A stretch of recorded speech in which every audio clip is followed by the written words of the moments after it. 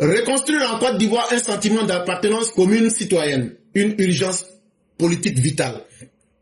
Aujourd'hui, quand tu regardes notre pays, comment faire que les Ivoiriens vont se voir en frères? Comment les Ivoiriens vont vivre en dépassant les barrières ethniques, les barrières religieuses et les barrières de stigmatisation? Ça s'impose à notre pays. Parce que dans un pays qui se respecte, c'est d'abord les citoyens que nous devrons voir et non les ethnies et les personnes. En Côte d'Ivoire persiste jusqu'à ce jour en 2025. Comme en témoignent quotidiennement les faits, le mythe ethno-nationaliste, l'idéologie et les conceptions de la société, du peuple, de la nation, du pouvoir et de l'État qui servirent à dresser l'ethnicité contre la citoyenneté, à abroger la seconde au profit de la première, à cliver, à diviser intérieurement la cité, à réprimer la contestation politique entre 2000 et 2010, à stigmatiser et à exclure une partie du peuple ivoirien, à perpétrer des massacres de masse de décembre 2010 à mars 2011 et à désintégrer durablement le pays. Qu'est-ce qui fait qu'aujourd'hui, jusqu'en 2025, la Côte d'Ivoire est en train de subir les conséquences des haineux, des tribalistes? Ce qu'il faut d'abord comprendre, c'est que rien ne vient au hasard, surtout lorsqu'on parle d'une société humaine. Si tu vois aujourd'hui que l'ethnofascisme, l'ethnonationalisme est devenu aujourd'hui la mode en Côte d'Ivoire, le tribalisme à la peau dure dans la société ivoirienne, c'est parce qu'on a eu un pouvoir qui s'appelait le FPI, LMP, PPACI. Ils ont dirigé du 26 octobre 2000 jusqu'au 11 avril 2011. Et qu'est-ce qu'ils faisaient? Entre 2000 et 2010, ils se sont concentrés à diviser les Ivoiriens. Laurent Gbagbo lui-même était le champion pour dire l'ethnie là, c'est ça qui est la citoyenneté. Avant de parler des citoyens, il faut d'abord chercher à connaître ton ethnie, il faut d'abord chercher à connaître ton village. Alors qu'il y a des Ivoiriens qui sont naturalisés qui n'ont pas de village. Alors que Laurent Gbagbo lui-même reconnaît que c'est lui qui a le plus naturalisé les étrangers en Côte d'Ivoire. Mais est-ce que ces étrangers ont un village? Est-ce que ces étrangers ont une ethnie? Mais ça a été fait exprès. Laurent Gbagbo l'a fait exprès. Parce que il s'est choisi un groupe d'Ivoiriens. Une partie des Ivoiriens qui étaient les opposants du PDCI et du RHDP et du RDR. Il a voulu les exclure. Et pour exclure ces personnes-là, qu'est-ce qu'il fallait faire? Il fallait les présenter comme des demi-citoyens, comme des citoyens dangereux, comme des gens qui ne doivent pas être dans la société ivoirienne. Et une fois que cette stigmatisation, cette infériorisation pour diminuer ces Ivoiriens-là aurait marché, qu'est-ce qu'il va faire entre décembre 2010 et mars 2011? Il va maintenant passer à la phase pratique en massacrant, en faisant des pogroms, en faisant des charniers, en invitant les escadrons de la mort, en invitant les Libériens du Lima FS, en invitant les Biélorusses à bombarder la population qui était hostile à son pouvoir. Et tout ça avec l'objectif de désintégrer la Côte d'Ivoire pour que pendant très longtemps les Ivoiriens se souviennent qu'il y a un criminel non assagi qui est à la tête de votre pays et qui ne s'est pas amusé avec vous les Ivoiriens. Générationnellement transmises, ces conceptions mortifères et les types de conscience qu'elles engendrent n'ont guère disparu. Et comme cela ne suffit pas encore, en 2025, on retrouve le même Laurent Gbagbo. Et comme quelque chose qui a été transmis à travers des gènes, comme un héritage qui a été donné, aujourd'hui encore, ce concept de la mort qu'ils ont fait aux Ivoiriens, ce concept morbide, ce concept ténébreux, visqueux qui était la refondation mortifère du PDCI et par exemple du PPACI, ils ont engendré de nouvelles consciences pour continuer à propager leur mauvais message. Et jusqu'en 2025, ça continue. Nous les vrais Ivoiriens, nous les tatata, gna gna gna gna gna gna. Il est permis de penser que les performances du développement économique de la Côte d'Ivoire ne pourront pas permettre d'en venir à bout, d'éliminer un type de conscience collective, d'un type de personnalité qui résulta d'une propagande d'État pluridécennale, d'une désinformation politique délibérée, d'un conditionnement mental et d'un décervelage systématique destiné à produire des réflexes conditionnés dans les masses populaires. Mais pourquoi Laurent Gbagbo fait ça? Laurent Gbagbo fait ça parce qu'il est très bien au courant qu'en faisant du mal à la population, c'est par cela que lui peut réussir à contrôler une partie de la population. Et donc, malgré tout le travail que le président Ouattara a fait, et malgré tout le développement que la Côte d'Ivoire a connu aujourd'hui, là, est-ce que toi, Ivoirien, quand tu t'assois, ça ne te désespère pas? Est-ce que tu ne regrettes pas que malgré tous les efforts du gouvernement, aujourd'hui, ceux qui font la promotion de la mort, ceux qui font la promotion de la division, ceux qui font la promotion de l'ethnicisme, ceux qui font la promotion du fascisme ethno-nationaliste, leur message a encore la peau dure. Leur message a encore la peau dure parce que le gouvernement s'est laissé berner. Le gouvernement s'est laissé aller dans du sentimentalisme. Et ça a permis à Laurent Gbagbo, qui avait déjà installé dans les consciences, dans les esprits, une propagande. Il a eu plus de 2 décennies, depuis 1990 jusqu'en 2011, plus de 20 ans, il est en train de mettre ça dans les têtes des gens. Il est en train de désinformer les gens. Et c'était une politique de désinformation qui était faite de façon délibérée. Ils ont conditionné mentalement les jeunes gens dans les agoras. Ils ont enlevé le cerveau des jeunes gens pour les mettre dans des réflexes tribalistes, dans des réflexes ethnicistes. Et aujourd'hui, ça a tellement duré, et dans la conscience, et dans notre société, que c'est devenu aujourd'hui un modèle.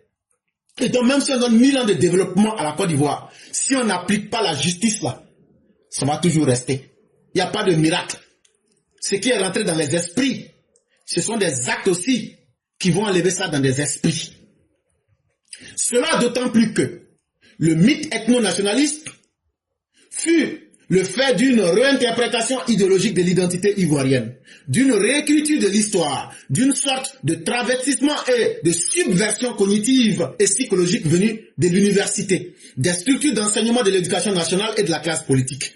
Mais bien avant Laurent Gbagbo, avant que Laurent Gbagbo ne passe à l'acte pratique, ceux qui ont mis ces mauvaises pratiques en place, c'est Bédié. Bédié qui allait payer des enseignants à l'université de la Côte d'Ivoire. On appelle ça le CURDIF. C-U-R-P-H-I-D-E.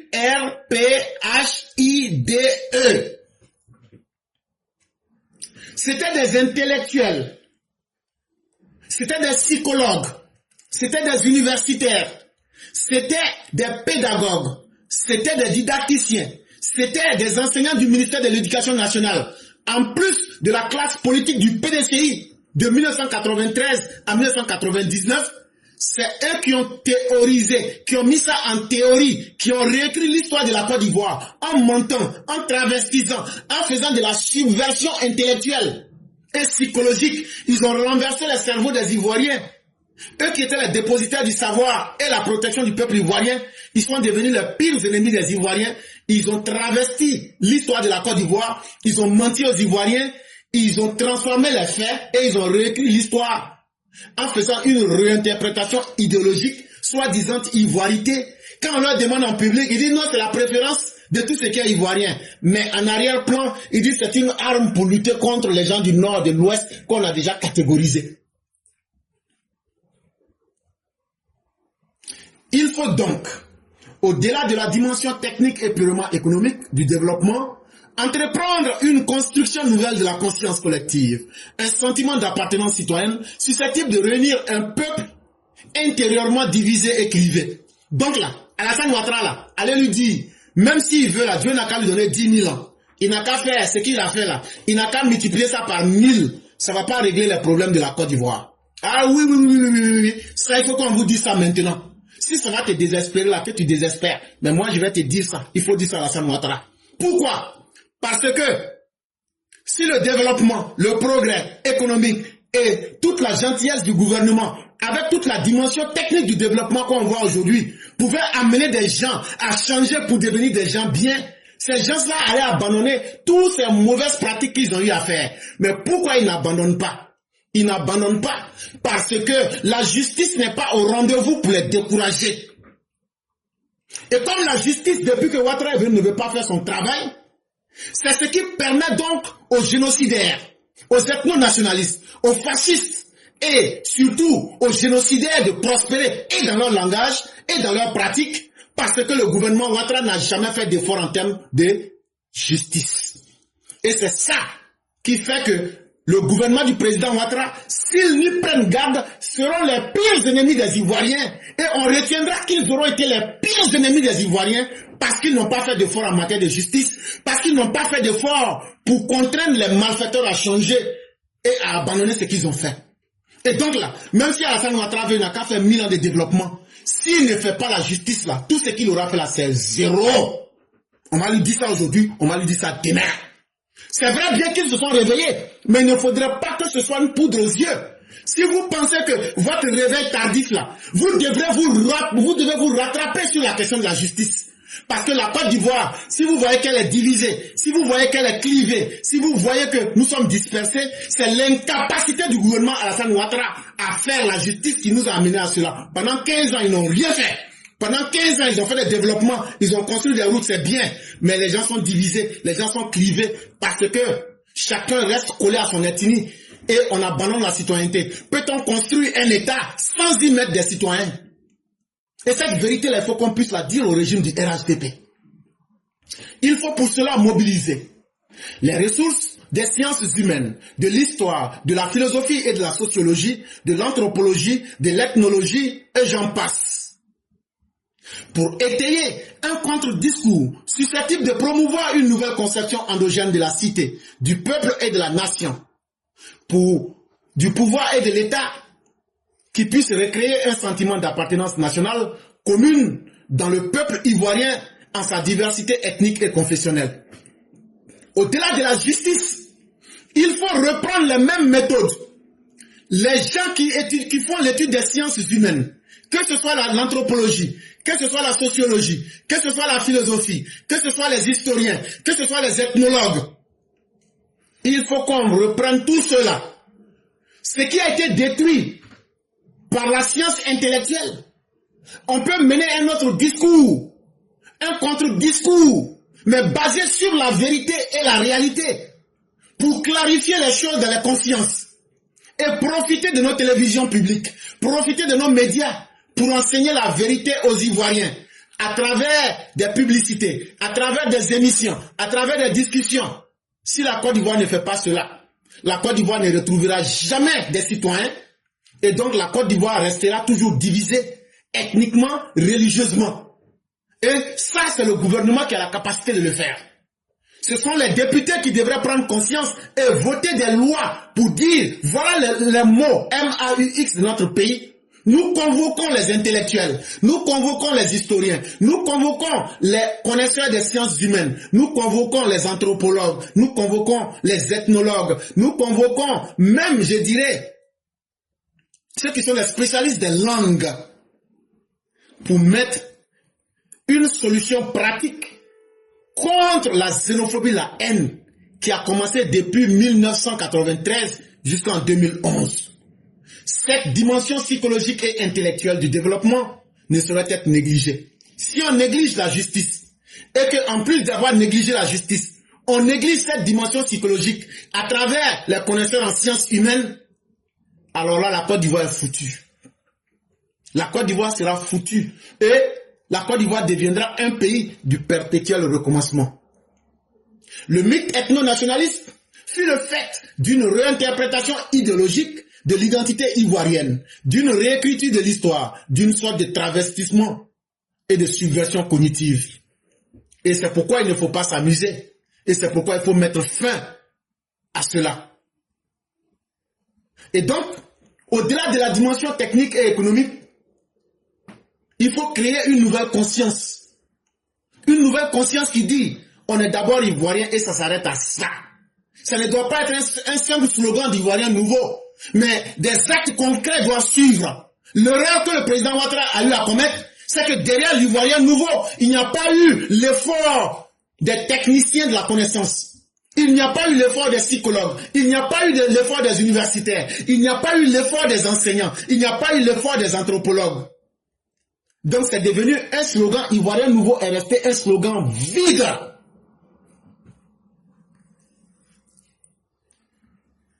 Dans la nature, là, Ce qui détruit quelque chose là, l'intensité qui détruit quelque chose, c'est avec cette même intensité qu'on reconstruit la même chose. On ne peut pas se tromper. Un slogan ne suffit pas, monsieur le président. Il faut aller au-delà des slogans, mettre des actes pratiques, inclure tout le monde dans cette nouvelle réalité pour imposer un nouveau concept endogène de la cité. Pour que les gens se sentent d'abord citoyens avant de se sentir Bété, Djoula, Guéré, Gouro, Avikam, etc., etc. Voilà toute la réalité. Mais si on refuse de faire ce qu'on a à faire, c'est de la pure démission. On refuse de faire la justice.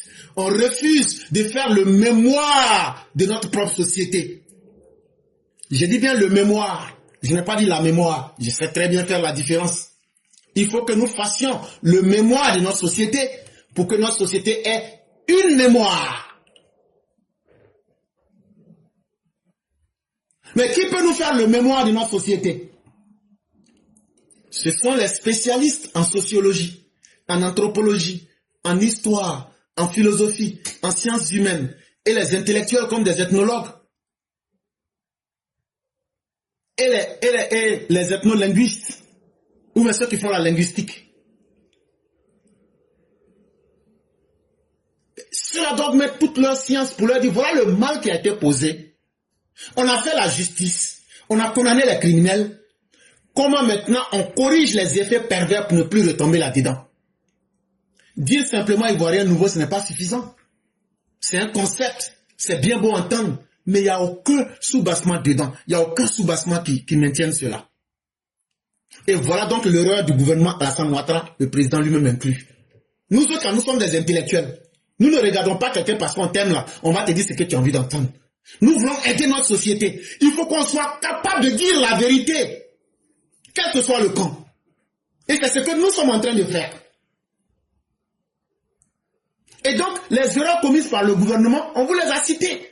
Soit vous reprenez ces erreurs, justice, reformulation mémorielle, et donc, on avance avec quelque chose qu'on va créer pour faire renaître la citoyenneté avant les ethnies, avant les religions. Sinon, on sera en train de perdre du temps. Et à chaque moment, les reliques déjà du mal sont là. Blé Goudé est là, Soro Guem est là, Simone est là. Eux aussi sont leurs élèves qui sont là.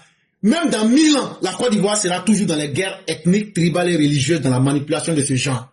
Il n'y a pas de hasard. Soit nous corrigeons correctement, ou même nous ne corrigeons pas, mais ne soyons pas surpris des conséquences négatives. Ne faisons pas semblant. Ça s'appelle simplement de l'hypocrisie sociale. Si Dieu nous donne les moyens d'un gouvernement, c'est pour prendre des solutions pour le peuple.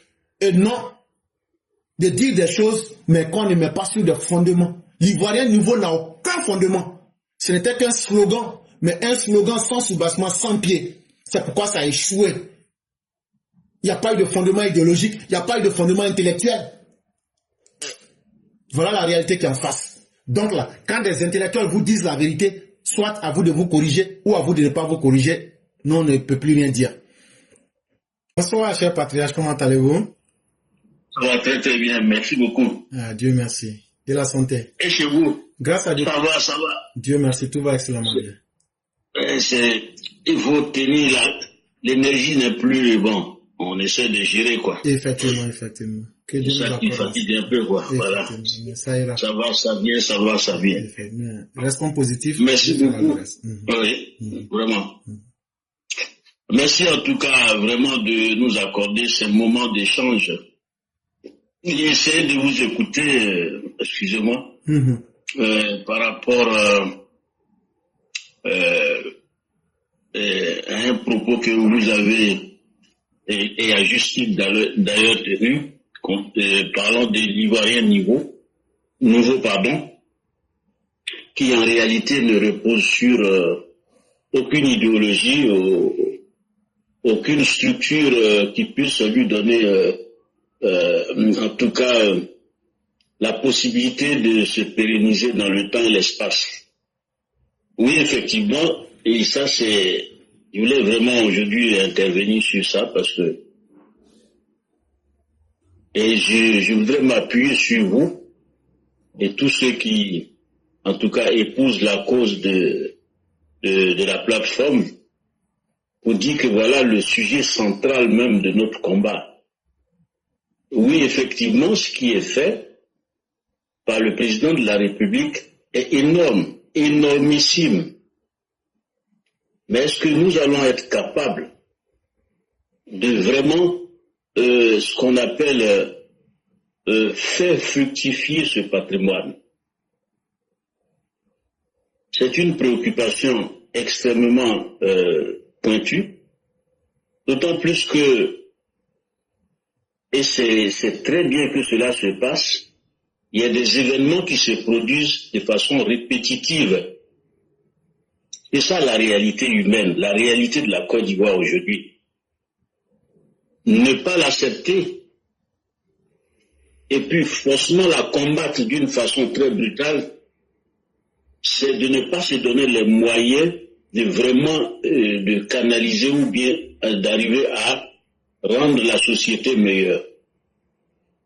Il faut dire en réalité que la Côte d'Ivoire aujourd'hui est extrêmement touchée dans ses fondations, sur le plan moral, sur le plan des valeurs. Il faut que l'Ivoirien accepte le fait que le succès n'est pas l'accumulation de richesses.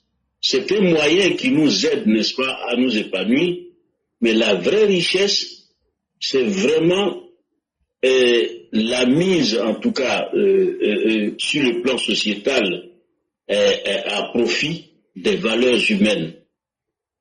Il faut que les Ivoiriens arrivent à savoir, ou bien arrivent à se dire que c'est important que nous soyons parmi ceux qui protègent l'homme, qui aiment l'homme, surtout dans son aspect de justice, dans son aspect de noblesse, et mettre tous les moyens que nous sommes en train d'accumuler au service de cela.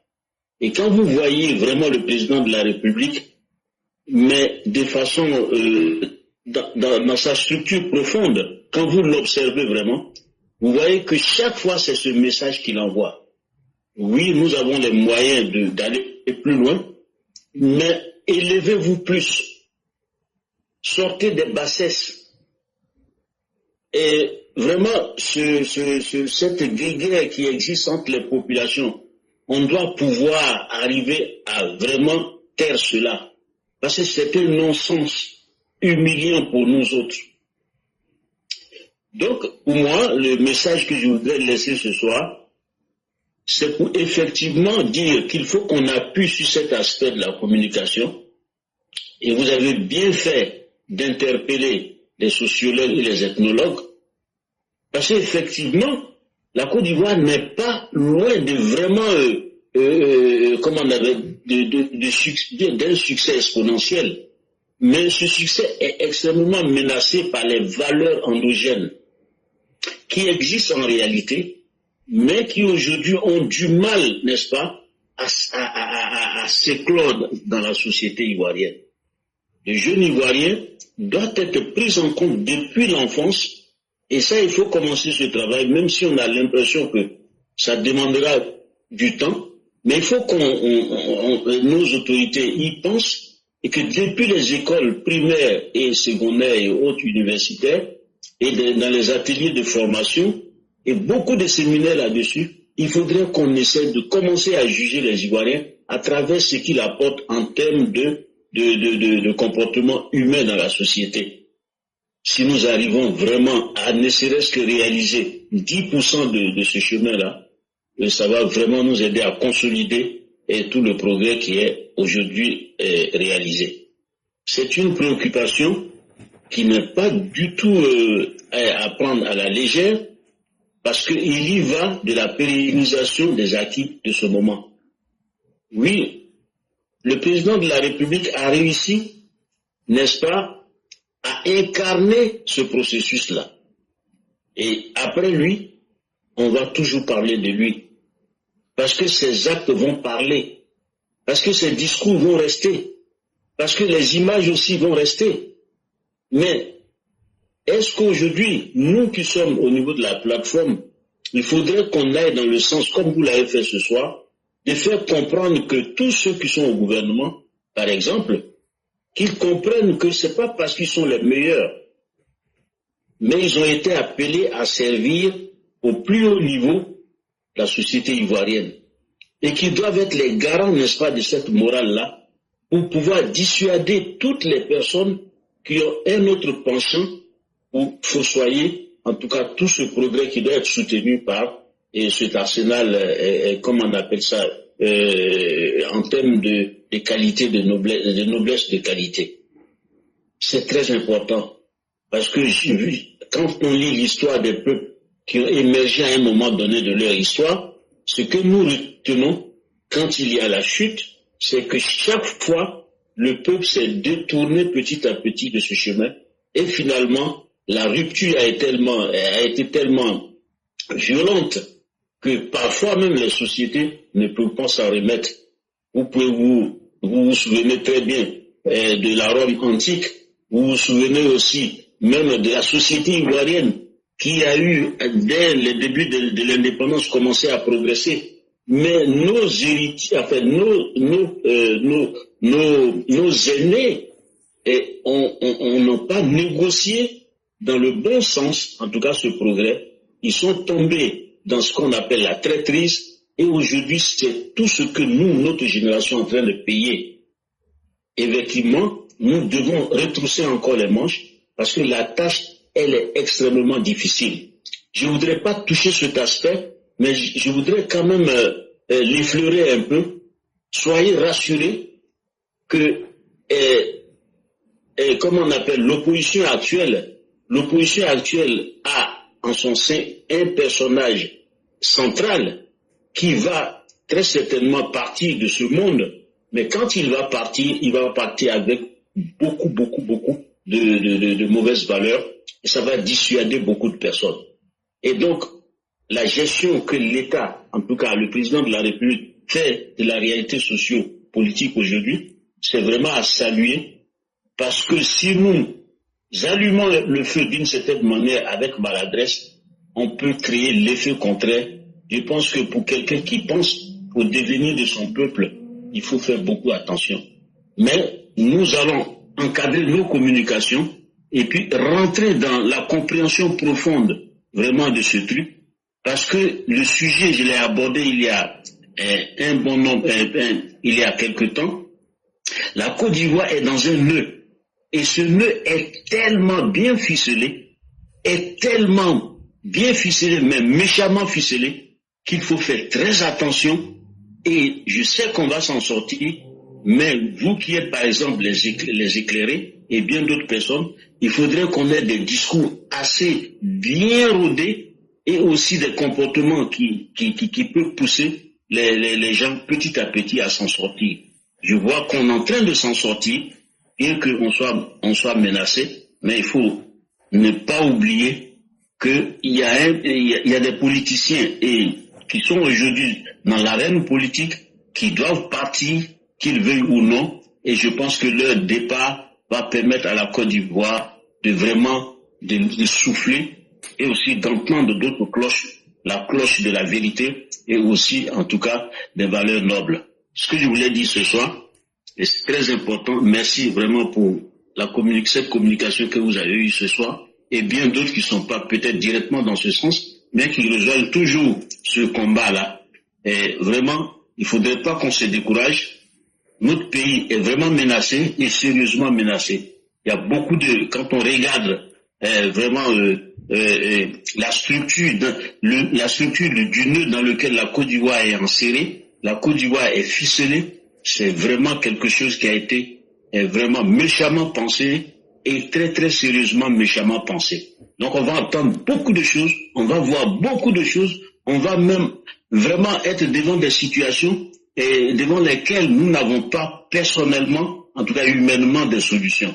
Mais il ne faut pas désespérer. Le discours que nous tenons, la posture que nous avons, et cette posture-là en vaut la peine, elle va permettre à la Côte d'Ivoire d'accompagner ce travail gigantesque qui est en train d'être fait et aussi faire pérenniser ce travail dans le temps et dans l'espace. Vraiment tout ça à l'honneur de notre président qui vraiment porte aujourd'hui une charge extrêmement lourde. Que Dieu nous aide tous. Amen. Bonsoir. Merci beaucoup, cher père. Et comme disait le grand maître Socrate, la maïotique qui consiste à accoucher des esprits est même plus dur que d'accoucher des corps. Et nous sommes conscients de l'héritage lourd et négatif que le président Ouattara a acquis. Et c'est une bénédiction aussi que des intellectuels comme vous, comme le père Alexis Diet, comme le père Coulibaly Martial, comme bien d'autres, comme le Premier ministre et bien d'autres, c'est un exercice que nous réussirons ensemble. Et d'abord, il faut faire accoucher les esprits. Et c'est à ce niveau que nous autres, nous intervenons pour d'abord faire comprendre la réalité aux populations. Pour leur dire, ne pensez pas que nous vivons dans le vide. Il y a en réalité des plans et des actes qui ont été posés. Et ce sont ces effets secondaires-là que vous voyez aujourd'hui, parce que vous vivez, vous ne comprenez que ce que vous voyez. Mais au-delà de ce que vous voyez, il y a eu des plans en avant, il y a eu des choses concrètes que personne ne peut nier, mais que tout le monde voudrait cacher. Et tant que ces facteurs seront cachés, vous allez toujours rester dans une zone de turbulence où la Côte d'Ivoire ne connaîtra que les mêmes répétitions. Pour tout observateur sérieux, on a l'impression que de 90 jusqu'à aujourd'hui, la Côte d'Ivoire est restée dans le cycle des violences politiques. Et pour finir, tous ceux qui ont grandi dans ce carnaval se disent, ça doit peut-être être une malédiction et on ne s'en sortirait jamais peut-être. Non, c'est faux. C'est parce que les gens ne veulent pas que vous découvriez l'engrenage maléfique qui a été disposé. Parce qu'une fois que vous comprenez un système, le plan est déjà déjoué. Et le fait que nous puissions faire ressortir ces réalités, les mettre au jour, pour que les gens en soient conscients, c'est déjà un premier pas. Et comme vous l'avez dit, on ne peut pas exiger à quelqu'un ce qui est au-delà de ses capacités. Et le président Ouattara ayant donc pris héritage de beaucoup de mauvaises choses, nous sommes très conscients. C'est un homme qui est très bon à l'intérieur de lui-même. Et nous en sommes très conscients. Mes chers pères aussi, c'est l'homme en qui nous plaçons une confiance sans limite. C'est pourquoi nous le poussons un peu à lui demander un peu plus. Mais ce que vous dites est très vrai. Il ne faut pas aussi aller d'une certaine façon, sinon on risque de casser la corde. Et vraiment, merci aussi pour ces conseils que nous prenons avec beaucoup de sagesse et beaucoup d'humilité. Et vraiment, merci infiniment à vous. Merci éclaireur, merci à vous. Et vraiment, tout le monde merci. Merci à toute la classe. Et vraiment, que Dieu bénisse notre beau pays. Amen. Que la victoire, qu'on veut nous prendre comme un voleur, qu'il ne réussisse jamais. Amen. Mais nous réussirons. Nous allons réussir et je suis sûr que la Côte d'Ivoire est en train d'écrire une page qui va faire cas d'école dans le monde entier. Parce que l'imam Ali a dit un truc et que je vois. C'est là que nous allons, peut-être, c'est là que je vais terminer ce soir. Un propos qui est attribué à l'imam Ali, qui dit que nous, musulmans, nous supportons les difficultés. L'histoire de la Côte d'Ivoire ressemble à ça. Mais lorsque nous sortons, ou nous sommes en train de sortir des difficultés et qu'on a le pouvoir, nous ne sommes pas violents. Mais cette violence est une puissance extrêmement forte qui vous mène partout. C'est ce que nous vivons actuellement. Regardez l'arrogance des opposants. Parfois, ils donnent l'impression que c'est eux qui gèrent même le pays. Mais ils ne vont pas faire long feu. Ce n'est que un temps. Et après, ce qui s'est fait dans l'ombre va disparaître. Parce que Dieu, que nous soyons là pour voir cette victoire de façon éclatante et que nos enfants en profitent. Oui, nous on est cette situation, elle est arrivée à un niveau extrêmement, j'ai même les mots qui me manquent. Nous sommes arrivés à un point où tout ce qui se passe répond à des préoccupations bien particulières. Vraiment, je voulais aussi faire une prière spéciale pour vous-même. Parce que quand je vous vois dans certains états, ce n'est pas vous-même. Vous êtes devenus esclaves de l'amour. C'est ça qui est le problème. Et c'est ça aussi la solution. Vraiment que Dieu vous assiste. Amen. Que vraiment toute cette richesse que vous avez par devers vous, vraiment serve au peuple de Côte d'Ivoire. Amen. Et je souhaite que vraiment nous soyons ensemble pour vraiment construire cette Côte d'Ivoire sur des bases solides. Amen. Le président nous a donné l'essentiel. Je vous vois parmi ceux qui vont être là pour faire fructifier, en tout cas, ce patrimoine. Je vais m'arrêter là, parce que parfois, je fais des efforts sur moi-même pour ne pas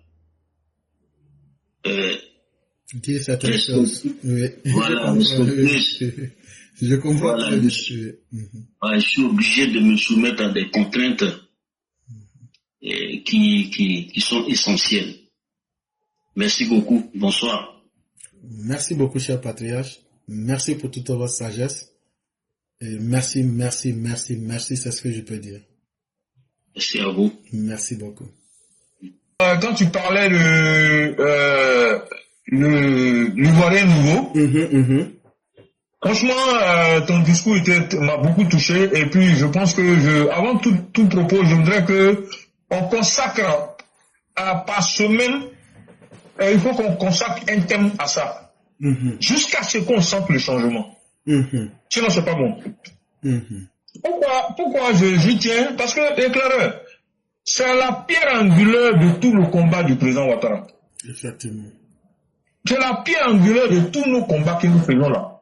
C'est-à-dire que si vous, quel que soit éclaireur, quel que soit ce qu'on va faire là, si on n'a pas, même si on a construit les plus grands buildings que Abidjan est devenu comme Dubaï, si jamais on continue avec ce type de violence, de recommencement, de violence, des machins, c'est pas la peine. On aura, ça va être un échec, c'est ce que les gens vont retenir. Ils vont dire oui, est-ce que tu sais que j'ai causé avec une amie, elle est directrice générale d'une structure ici, c'est une Congolaise d'origine. Et elle m'a dit par exemple que le président a fait du très bon boulot, mais il faudrait qu'on travaille sur l'homme. Un jour comme ça, il y a longtemps, ça fait au moins peut-être 4 ans comme ça. C'était au cours d'un déjeuner, on était en groupe, et après, bon, comme je la connais particulièrement, on s'est rigolé un peu, on a causé un peu. Elle a dit non, votre pays est très beau, le président est en train de faire un grand travail, mais il faut qu'il travaille sur l'homme. Et sinon, si les Ivoiriens restent avec une telle mentalité que c'est pas bon. Tu vois, en fait, je n'ai pas voulu priver davantage parce que j'ai compris où elle voulait en venir. J'ai compris où elle voulait en venir. Bon. J'ai compris où elle voulait en venir en réalité. Et j'ai vu que, effectivement, excusez, on a mis le GPS, c'est pour ça. Donc, voilà. Donc, j'ai vu qu'effectivement, elle avait entièrement raison. Donc, du coup, ce qui s'est passé, c'est que, quand tu as abordé la question, je me suis rappelé ce que cette dame m'avait dit. Et je propose, en tout cas, si c'est possible, qu'on revienne chaque semaine au moins une fois sur ce thème-là, pour l'Ivoirien nouveau. Parce que c'est vraiment pour moi, c'est la pierre angulaire de notre combat. Et ça veut dire quoi? Si jamais on commence par la justice, c'est vrai, mais en réalité là, il faut terminer par, comment on appelle ça? Il faut terminer par d'autres solutions. La solution, c'est de changer les lois. La première solution de changer les lois, ça veut dire quoi? On fait comme en Angleterre. Si on arrête un politicien est arrêté ou bien est condamné par la justice, il ne peut plus jamais devenir. C'est-à-dire c'est légal. C'est constitutionnel, c'est prévu par la loi. Tu ne peux plus rien devenir en politique en Côte d'Ivoire. En Angleterre, c'est comme ça. Si un politicien est condamné par la justice, surtout pour les actions politiques de ce genre-là, c'est fini. Tu ne peux plus être politicien. Donc il faut qu'on applique ça en Côte d'Ivoire.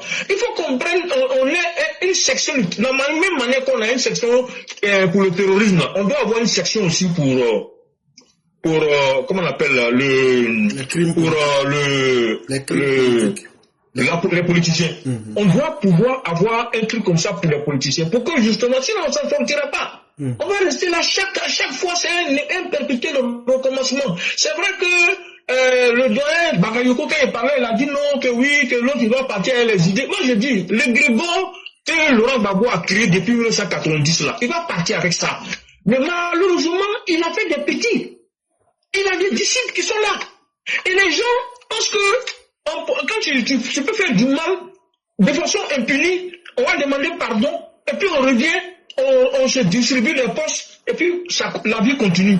Et on s'en fout des morts. Mais le communiqué bande de cons qu'ils ont fait là, mais c'est une foutaise. Qui franchement dit, et quand vous lisez le communiqué, c'est révoltant. Comment dans un communiqué de ce genre-là, c'est-à-dire que ce monsieur, il doit être poursuivi. Il savait que si on n'a pas poursuivi Laurent Gbagbo, c'est qu'on a eu peur de lui. Moi, c'est comme ça que je conclue. Hein. Si on n'a pas poursuivi Laurent Gbagbo, c'est qu'on a eu peur de lui. Pour la simple raison qu'en réalité, là, c'est que le communiqué qu'ils ont dit, c'est l'apologie de la violence. Comment on peut dire que ces gens-là sont des prisonniers d'opinion politique? Des gens que vous avez appelés pour faire la violence, des gens que vous avez appelés pour comment on appelle ça, à agresser les individus. Ils ont même failli, ils ont posé des actes terroristes. Et Dieu merci, on a pu rattraper. Ce sont ces gens-là que vous allez nous dire qu'ils sont les prisonniers politiques. Il faut arrêter. Des gens qui ont attaqué. Et tu prends soi-disant l'opinion internationale à témoin. Mais nous, on s'en fout de l'opinion internationale. Des gens qui ont attaqué. C'est justement parce qu'on s'est trop préoccupé de l'opinion internationale là que vous continuez vos bêtises. Moi, je pense que, pour une fois là, il faut que les politiciens trinquent juridiquement, judiciairement. On est fatigué. Ça peut pas continuer au éclaireur. Donc, franchement, excusez, je vais m'arrêter là, comme je suis en voiture, et puis bon, il y a le GPS qui est en train de parler beaucoup pour ne pas continuer. Je pense que demain, on pourra revenir là-dessus. Vraiment, je te remercie de m'avoir passé la parole. Voici là quelques mots que je voulais rapidement dire. Sur cette question-là, et puis bon, laisser la parole à quelqu'un d'autre s'il le faut. Merci beaucoup, éclaireur. Merci beaucoup, cher patriarche. Et vous étiez la dernière personne, et surtout suivez le GPS, parce que j'ai vu une vidéo une fois, il y a un monsieur qui était en train de conduire sa voiture, et le GPS lui dit, tournez à gauche. Il a tourné à gauche. Après encore, le GPS dit encore de tourner encore à gauche. Or, à gauche, là, c'était Rivière qui était là-bas. Lui-même, il a regardé, il dit, non. C'est ma femme qui suit le GPS. En fait, on entend parce que bon, comme on peut pas même quand tu coupes le son là, ça sort. Non, je suis en train juste de plaisanter avec vous pour vous faire rire. Ah, d'accord. Et donc, quand le GPS dit encore tourner à gauche, il dit, moi, je tourne pas à gauche là, parce que là, ce que je vois, c'est pas bon. Voilà.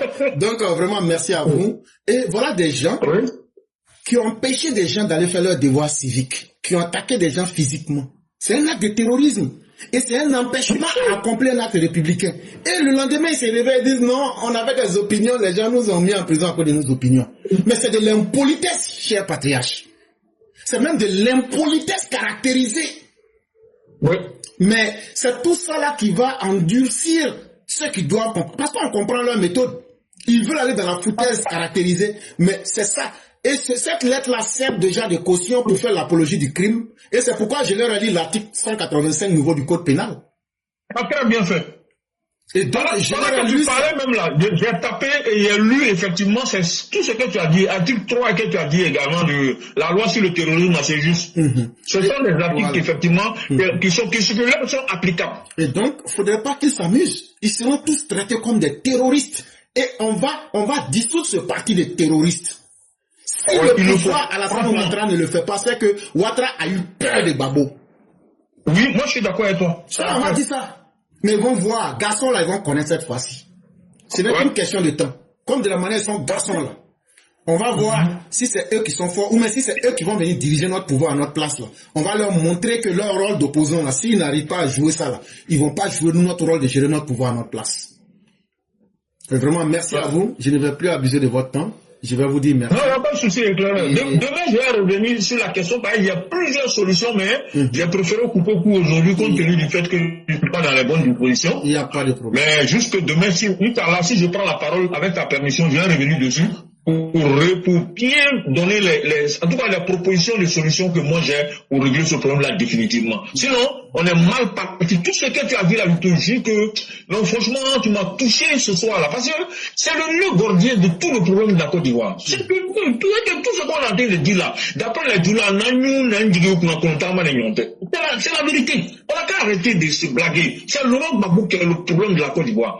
Que ça plaise à qui veut, moi je le dis, je suis très à l'aise. Depuis 90, on est dans le même problème. C'est lui qui a envoyé Christ post-électoral. C'est lui qui a envoyé Christ préélectoral. Il est toujours dans le même. Il conteste, il ne reconnaît jamais les institutions. Il est comment? Il n'accepte pas le jeu démocratique. C'est quel genre de personne ça? C'est-à-dire que c'est lui, ses intérêts ou rien. On ne peut pas vivre comme ça. On est en société, il y a un minimum de règles. Il faut respecter. Il n'a pas la culture des choses du jeu. C'est-à-dire pour lui, il doit gagner. Dans tous les cas, lui, il doit gagner. Même si lui l'a perdu, lui, il a gagné. Comme voilà, c'est pas ta propriété privée. Bon, vraiment éclairé, merci pour tout ce que tu fais tous les jours. Merci de l'opportunité de la plateforme que tu nous as donnée. Parce que franchement, c'est du pain béni, quoi. Et franchement, contrairement à ce que certaines personnes peuvent penser, tout ce qui se dit sur la plateforme là, ça touche la population en profondeur. Parce que pour que 4 millions de personnes viennent t'écouter par semaine là, au départ c'était pas comme ça. Tu avais de l'audience, mais l'audience a pris de l'importance. Et parmi les 4 millions de personnes là, il y a au moins quelques-uns dedans que Dieu va toucher leur cœur, qui vont toucher aussi d'autres personnes, et qui les gens vont finir par comprendre que, en réalité là, ils sont dans le faux. Il faut qu'ils sortent du faux, là. C'est tout. Heureusement que d'ailleurs tu es là pour avoir créé cette plateforme-là où on vient dire des choses objectives. Et on reconnaît que même le pouvoir que nous supportons là, nous on reconnaît que ce pouvoir-là, quand ça ne va pas, on dit oui, ça, là, tel aspect-là, ça ne va pas, il faut corriger. C'est ça aussi un intellectuel. C'est ça un vrai intellectuel. C'est pas les plaisantins qui ont des diplômes qui viennent s'asseoir, ils montent en plein jour comme ça sur les plateaux de télévision. MCI, pour moi, excusez-moi, moi je trouve que MCI est très dangereux pour la Côte d'Ivoire. Je suis désolé.